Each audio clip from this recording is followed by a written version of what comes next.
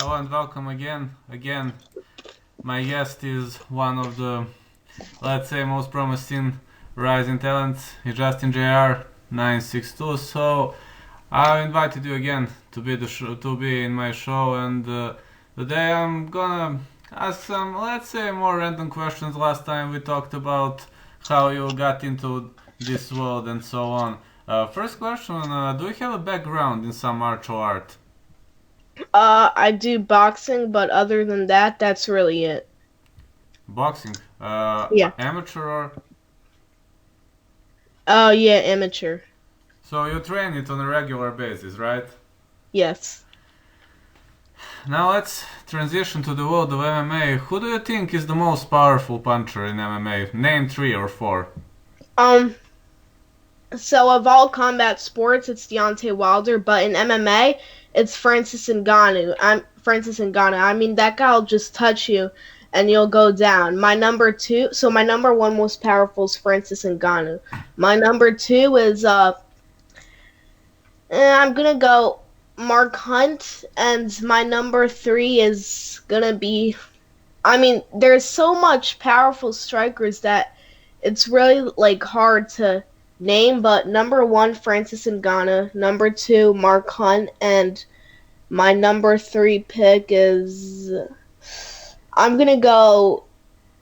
This is tough, but I'll just go Roy Nelson. Oh, Roy Nelson was a devastating puncher. I remember when he punched out Mirko Cro Cop to sleep. It was one of the bouts when I started screaming, but literally, because Mirko Cro Cop was one of my favorite fighters earlier. But yeah, Roy Nelson knows to punch. Definitely knows to punch. Best left-handed fighters. Left-handed fighter. So Yes. the best left-handed fighter in MMA for me, it's gonna be Conor McGregor. I mean, it's not so much of power, but it's where he places the shot and the timing and speed behind it. That equals the power. Definitely. Best kickers, kick experts, kicking Yeah. phenoms. So, uh, the best kicker. These are some rough questions, but listen.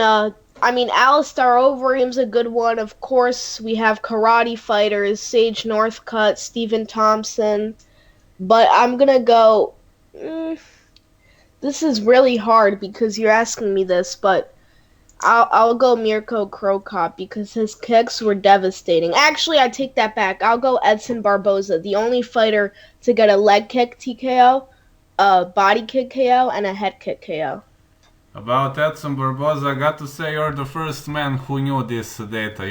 Everybody knows that Edson Barboza is famous, but nobody Yeah, knows that about changing levels. and then yeah, and an honorable mention is Donald Cerrone because his kicks are also devastating. I think he has the greatest number of kick knockouts in UFC. I'm unsure about that, but I think Yeah, it's 7 or 8, or I'm yeah, unsure though. he has the most head kicks knockouts. Yes, but he is one of the longer guys in the division, so it's not particularly hard for him to head kick a guy. But in welterweight, alright, you got tall guys and so on. Now, talking about that, do you have, according to you, do you have best Muay Thai fighter in MMA? Uh, the best Muay Thai fighter for me would be uh this is a tough question. I I have this look. You're kind of putting me on the spot because I didn't expect this question. So for now, I'll say Alistair Overeem. Alistair Overeem was a good Muay Thai fighter. Yeah, absolutely. Alistair Overeem has that devastating wrestling clinch. You probably watched his fights and saw the way he grabs, he pummels, and then knees to the head or face. He had many devastating knockouts via this Muay Thai stuff and so on. On my list, I'll just tell you that on my list, I rank Carlos Condit very high on that list. Oh yeah, Carlos Yeah, Condit. He's a good Muay Thai fighter. he is a good, and I think Matt Brown has a Muay Thai background, if I remember well. Yeah. I think he has, yeah. Yeah, in general. Alright, since you're much into the world of bare knuckle fighting and boxing, who is the best left handed boxer for you? I honestly don't know. I'm not that so much into it, but I mean, I'm not really that much into bare knuckle boxing. I didn't really start watching it until like late 2018, and 3 years ago, Bare Knuckle Fighting Championship, the biggest bare knuckle boxing promotion. It wasn't it wasn't here, but I mean, Caleb Harris, he got a faceplant knockout. I think it was with the left hand. I don't know. I'm not sure on it, but I'll just say him. Oh yeah. Jason Knight, And too. in regular boxing, I mean regular boxing, boxing with Yeah, gloves. yeah, Do you have yeah, someone in boxing with gloves who is the most devastating left-handed fighter? I mean, like Pacquiao, like Hagler, or yeah. Uh, Deontay Wilder has a right hand, but the best left-handed boxer, Tommy Morrison, actually I take that back. Wait, Mike Tyson had devastating left hooks, right? yes, yes, yes. Yeah. I think Tommy Morrison had one of the most devastating left hooks. It could have been right hooks, but just for the sake of it, I'll go Mike Tyson. Mike Tyson had more you know, he had more like flash knockdown power. George Foreman, he had like crushing, shattering power, but I'll go Mike Tyson. Oh yeah, Mike Tyson. He was a real knockout artist. I mean, watching earlier on his fights, he was a real knockout artist, and I especially remember the way he was going forward all the time. He had the greatest heart in the world of boxing, definitely. Do you have a favorite boxer? But really, the favorite, your favorite? Sonny Liston. Sonny Liston. Why did you pick him? I don't know. I just like his fighting style. Just go in there and brawl. Yeah, yeah. I remember. I'm not into boxing, that much like you, but my father followed every single boxing match. I'm following MMA, and we can never make a deal because we like different sports, and you know how it goes. Yeah. Yeah, I've noticed you posted a lot on matches between Ruiz and Joshua. So, why do you think Joshua lost the first match? Well, first of all, his original opponent was Jarrell Miller, and then it got changed to Andy Ruiz, so that could have messed with his head a little. And again, just a couple weeks before his fight, Deontay Wilder knocked out Dominic Breazeale, and that that could have also messed with his head a little, because he was competing with not really, not literally fighting Deontay Wilder, but he was competing to beat the performance Deontay Wilder put on. So, and also, when you look at Andy Ruiz, he looks like a fat Mexican, so he didn't probably take Andy Ruiz that seriously or really watched footage. And there's a couple people said who were in his locker room, they told me that he felt like something was going wrong in the locker room and he didn't feel prepared or anything. And the fight was going decent until Ruiz caught him on the temple, and that that concussed him a little, some say. And after that, he just couldn't recover. Yeah, I was very surprised. Yeah, Ruiz looks like a fat man, but a fat man who strikes very hard. Definitely, very hard strikes. What do you think of Canelo Alvarez? Uh, he's a good fighter. Number one pound for pound on my list. Number He's one. only yeah, he's only lost to Floyd Mayweather, who, Floyd Mayweather, in my opinion, is the greatest of all time. He's 50-0, right? Yeah. Yeah, I know. Currently, number one pound for pound. This Canelo, the number one pound for pound of all time? No, but currently, right now, for me, he is. If you pick a boxer, I mean a boxer, do you have some boxer who is very good at counter shots? Do you know some that is who's very good at counter punches? Yeah, Floyd Mayweather. I mean, the Philly shell. He would counter a lot of shots. In his Pretty Boy Floyd days and in his Money Mayweather days, he would counter well. Yeah. Have you watched? He is an older fighter, but have you watched Muhammad Ali's fights? Of course. Alright, what do you think made the big difference between him and the competition in the era when he was competing? Well, for one thing, his trash talk probably got in their head a little, so mental warfare, win the fight before the fight, and also, nobody really saw his style. Sure, there was Joe Louis who had a similar style, but not really. He didn't bounce on his feet like Muhammad Ali. Look, back in the day, there were really boxing heavyweights. Like there were more meatheads and stuff. And Muhammad Ali, he would bounce on his toes, lightning fast speed, and that made him different from everyone else as far as skills. Definitely about Muhammad Ali. My father was always saying that Muhammad Ali wasn't fighting. He was saying that he was dancing all the time. He said that his fights kinda looked like a dance. It didn't look like a fight to him, at least. Yeah. About bare knuckle fighting championship, what do you think of Artem Lobov? What's gonna happen to him?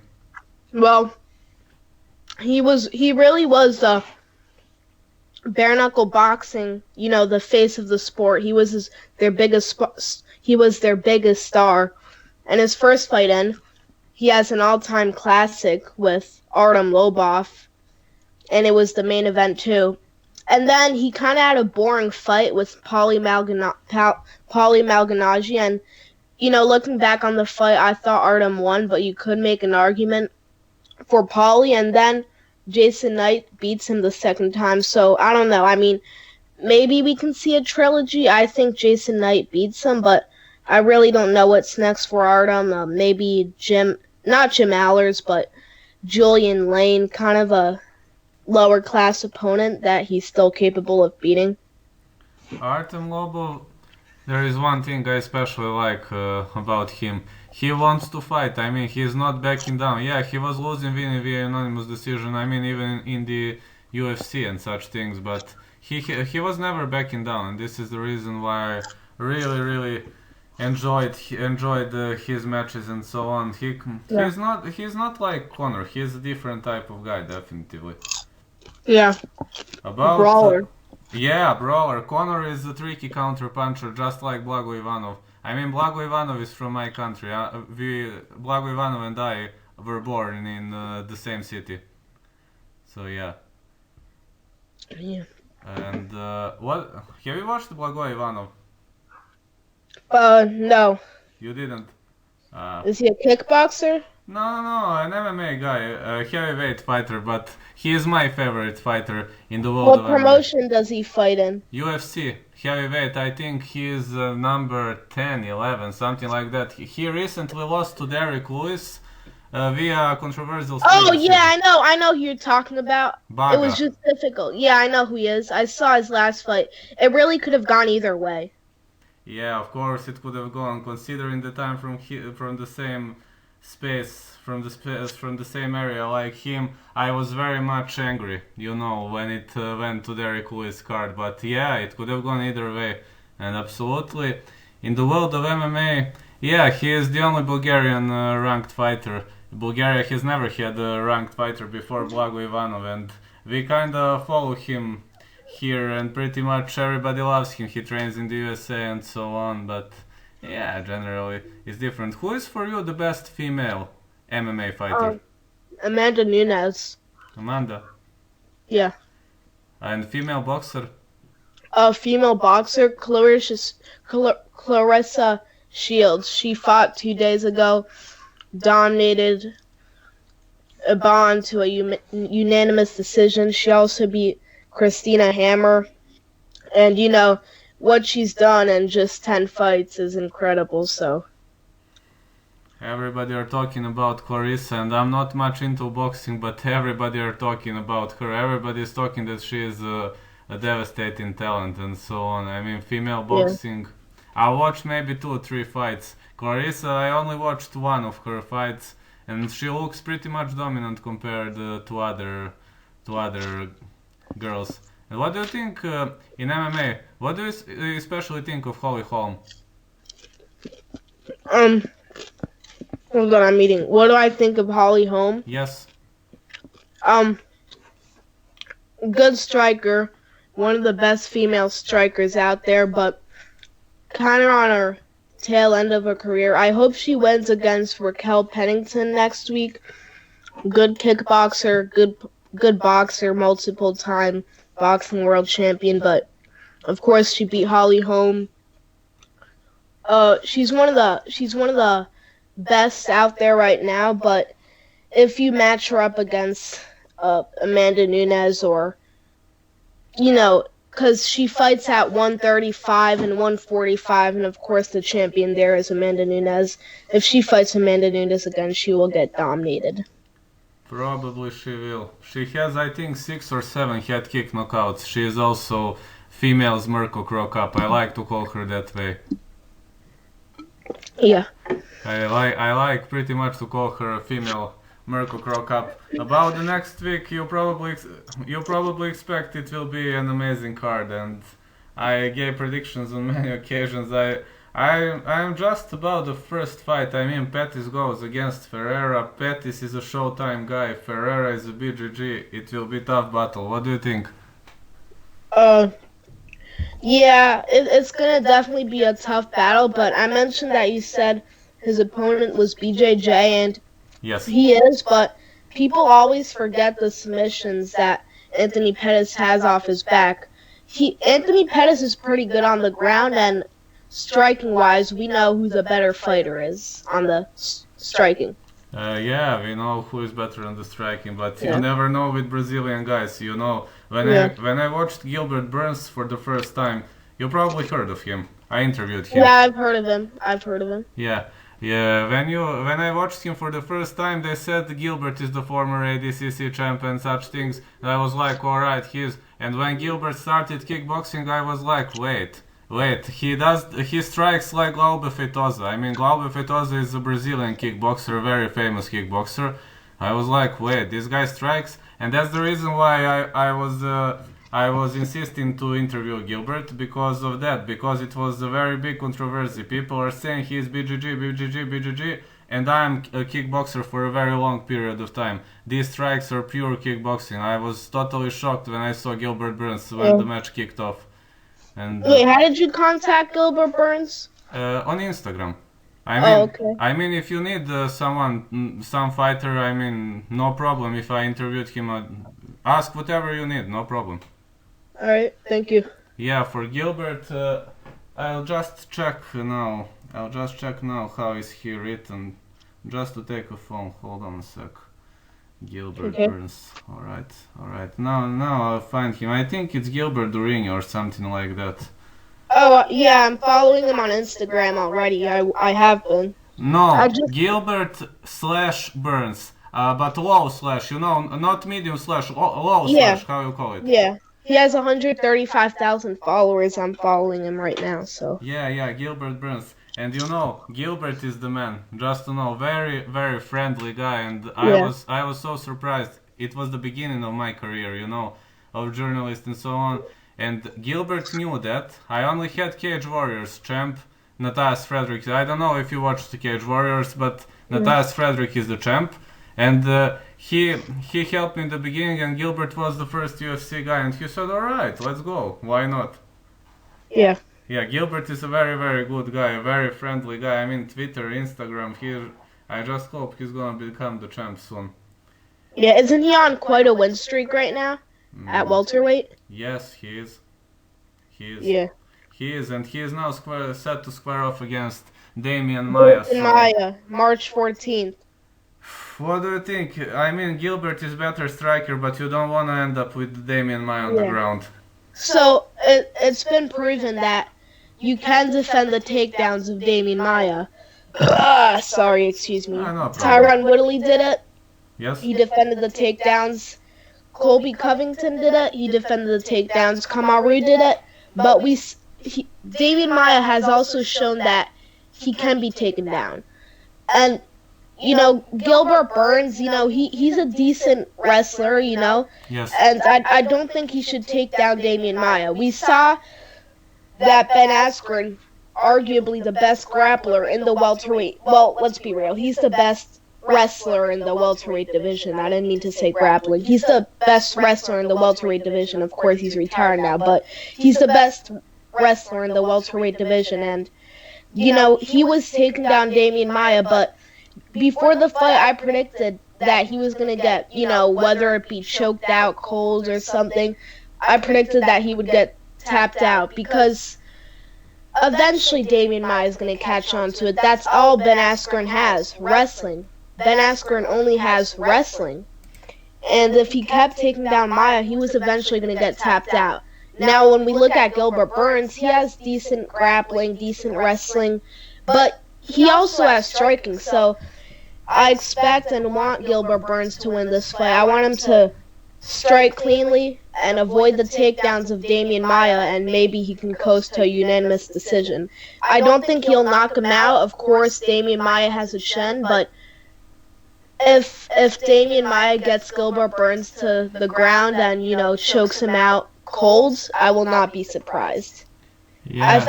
Hold on. Okay. Gilbert Burns, he needs to watch the tapes of what Tyron Woodley did to Damian Maia, what Colby Covington did to Maia, and what Usman did to Maia, and hopefully he will win. I agree this, but if you watched my interview with Gilbert, do you remember when he said specifically when we talked about Gunnar Nelson bout, when I asked him why didn't you go for the finish, he said he is experienced, but when there was a replay, on the TV, because it goes on TV here, when it was a replay, I saw that Gunnar was heavily stunned, and he went for that, and then Gilbert said, listen, Gunnar is very experienced, I watched this 40 times, so Gilbert is so dedicated guy that I really have no words to explain his style and dedication and so on. He said he is too experienced. I went to strike him to the head and he shot in and stopped, decreased the distance, and I was in a big problem. And yeah. Yeah. Yeah, definitely. Yeah, I think he is a big prospect. What do you think? This year, who are the best, rising talents, prospects? Do you think some things could change in the divisions? Some titles can change? Yeah, so of course in the female weight classes, Macy Barber, big prospect, she beat Hannah Siffers, who I almost had an interview locked up with Hannah Siffers, but plans fell through. But Macy Barber, definitely a prospect in the female divisions. I think she competes at 125. Yeah, she does. And then when we look at bantamweight, Sean O'Malley, definitely a prospect. Featherweight, we have Zabit. He's not really a prospect. He's proven that he is one of the best in the division, but, he beat Calvin Kattar, of course, a good striker, well-rounded, and lightweight, of course. I forgot this guy's name. He's Russian. He's from Dagestan. He trains with Habib. He only has one loss on his record. Yeah, it's that. Yeah, he's definitely a prospect to look out for. I saw his last fight. He looked impressive. There are some good prospects out there. Of course, we have Jairzinho Rozenstruik. He almost lost to Overeem, but it also proved that he does have heart and the stamina. But yeah, there's some good prospects out there. Light heavyweight, even though Johnny Walker lost and I predicted him to lose against Corey Anderson, still a prospect to look out for. I agree. I think at the moment, at 135, some things could change because the Russian guy, you probably know, Petr Yan, the guy who KO'd Uriah Faber. Yeah. Man, he has amazing cardio and he changes level very, very Excuse me? What? Sorry, excuse me, but also we have Ryan Hall. He's a good prospect. He's been competing in the UFC for several years and he's undefeated. He uses the same trick every time, pretends he's knocked down or something and gets a toe hold or whatever it's called on them, but Ryan Hall is definitely a prospect. I agree. About females, yeah, Macy Barber, I'd put her in the first place of prospects, but we'll see now. I think she's squared off for Roxanne Modafferi, so it will be tough. Yeah, I think she can dominate her. Her opponent is a minus 1,000. I mean plus 1,000 I on uh, can I ask you Betsy one SI. question about Yeah. that betting system? What is I don't bet. What is this minus plus mean? What does that mean anyway? Yeah, so I the plus means that you're an underdog, and the minus means that you're a favorite. And the bigger the minus is, the bigger you're the favorite. Macy Barber is a minus 1,000. I think she's at least a minus 1,000 on Whoa. Betsy SI. So the odds makers believe she's gonna win 100%, right? I mean, yeah, she should dominate her opponent. What do you think? Will John Jones lose the title this year? Excuse me? Will John Jones lose his belt this year? No. No. If he moves up to heavyweight and if he loses, that doesn't mean he lost the light heavyweight belt. But if there's ever someone who beats him at light heavyweight, it's Dominic Reyes. Of course, Dominic Reyes, All-American wrestler. He's been wrestling since 8 years old and is striking. It's good. He knocked out Chris Weidman. Definitely a big test in his career. It showed if he could deal with a wrestler. And Chris Weidman has decent striking, so. And yeah, I mean, I think that John Jones is gonna just out wrestle Dominic Reyes and win. But if there's ever someone that beats John Jones, it's Dominic Reyes. I think that Dominic Reyes will lose, however. Alright, about match with Thiago Santos, I think the refs were not fair towards Santos, but okay, it happens. You can't predict because Santos was really really good in that match. Yeah, he was. Yes, I was watching it. I was even like, when it ended, I scored 48-47 for Moreta, and when it happened, I was like, okay, missing. I mean, it could have gone either way, but I think Moreta landed But more clean strikes. however, there were a couple rounds that were equal in the fight, and the MMA rulebook says if there's ever a round that's completely equal, look at who took control of the octagon. Yeah, you could say Thiago Santos landed devastating leg kicks on John Jones, and at times he outstriked him. But there were rounds that were equal that people scored it for Santos just because they're a fan, or people scored it for John Jones just because they're a fan. But when we look at who was taking control of the octagon, it was John Jones. Santos, he was backing up the whole fight, and Jones was taking control of the octagon. So when the rounds were equal, the judges always scored it for John because he was taking control of the octagon. Which is the most controversial MMA rule for you? No taunting. I mean, no ref really says like don't taunt or something, but it's still a rule out there that there's no taunting, and that's just a stupid rule, in my opinion.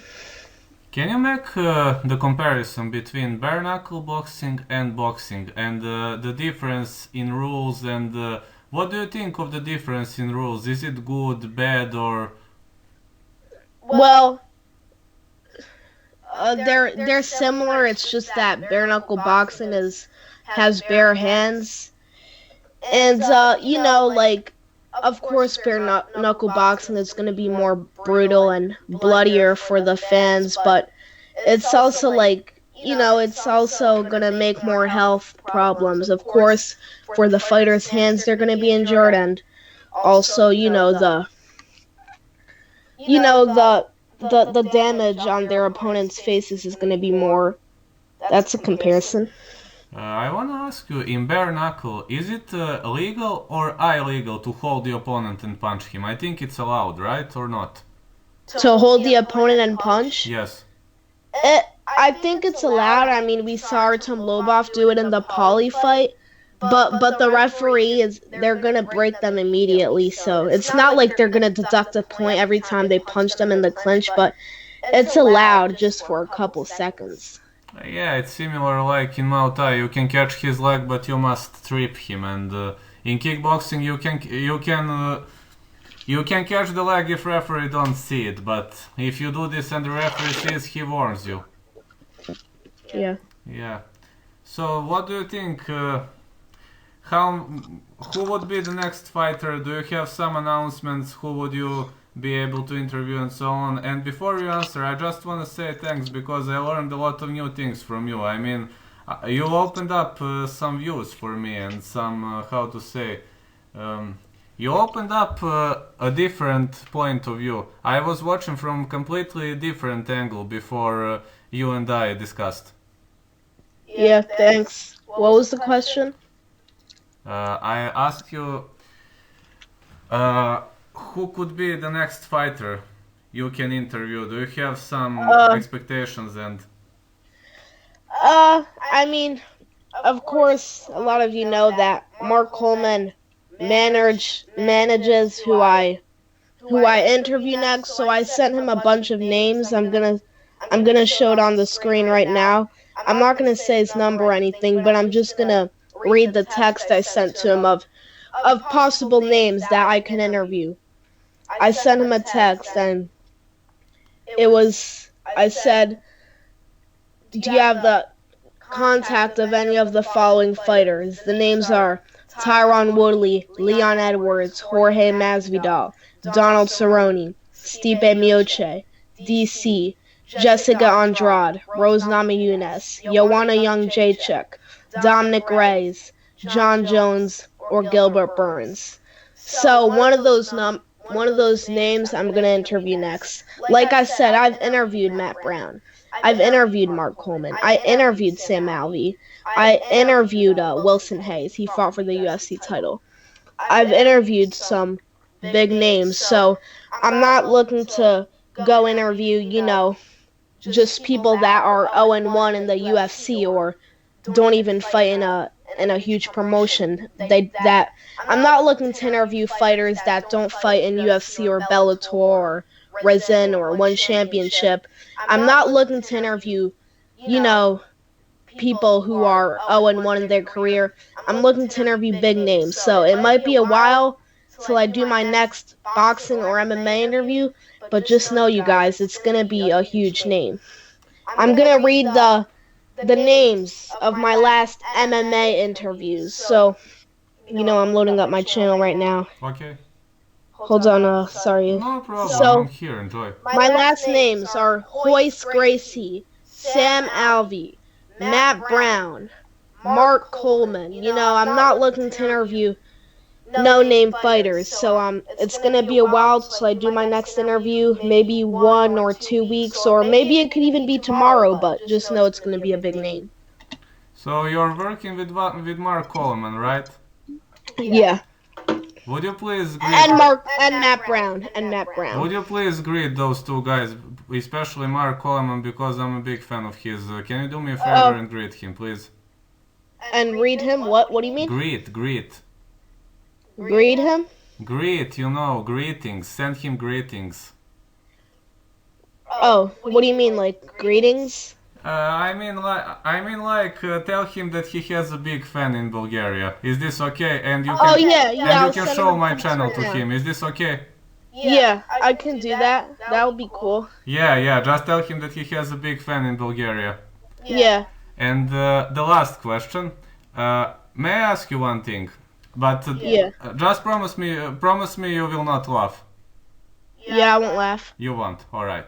In my country, people are like, look at this moron, what is he doing, and so on. They are thinking that of me. I'm from Bulgaria, but I live in Serbia. But in Bulgaria is different. But in Serbia, people are like, oh, this guy is crazy, this guy MMA all day, etc. So, why did you decide to call me? I mean, it's not an offensive question. I just okay, you understand. Oh, so I'll tell you. So, I think it was Eric Anders, and I was looking at Eric Anders' story, and then I saw that he tagged you in a post, so I just decided to follow you. It's not like I found your channel or anything. Of course, I'm subscribed to your channel now, but Eric Anders brought me here. Oh, it's great. It's great. About Eric Anders, you can contact him. You can contact him on Twitter freely. Eric Anders is pretty much open-minded guy, so Yeah. he is cool guy. So I think you can interview him pretty Yeah. much easily. Eric He's Anders definitely a big name. yes, He's definitely a big name, so who he is a knows? superb name. He is a fantastic name, especially after that knockout against Vinicius Moreira. Man, it was nasty. It was nasty. Thank you so much for this interview. It's definitely one of the best interviews I've ever had. Thank you so much.